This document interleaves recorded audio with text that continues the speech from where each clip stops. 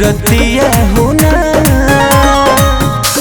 अहिरू के पुतावा से दूधवा मंगाई दा राजा जी, दूधवा मंगाई दा अपन मैया के चढ़ाई पर सदिया होना अपन मैया के बनाई पर सदिया होना।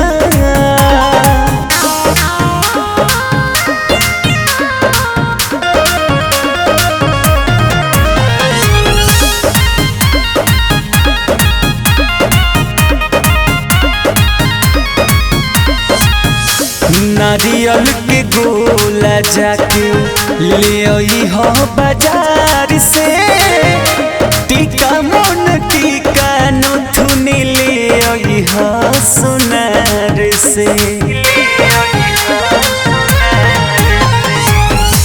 नारियल के गोला जाके ले आई हो बाजार से, टीका हंसुली नथिया माई के ले आई हो सोनार से।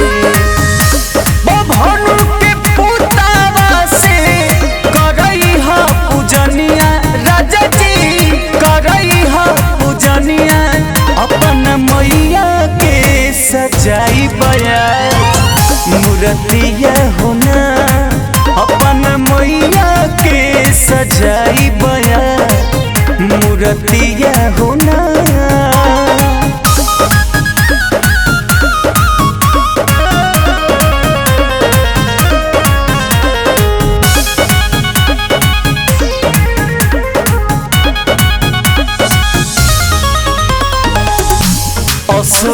नवरात्र में पूजा होई भारी, दुखवा पाप सगरो दी है उतारी।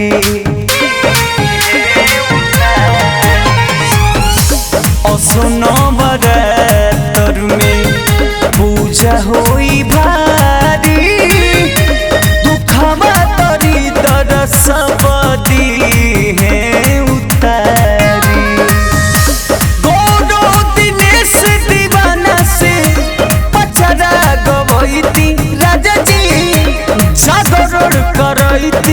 सुनी मैया मुस्कई है झूमी नगरिया होना अपन मैया के सजाई बह मूर्तिया होना।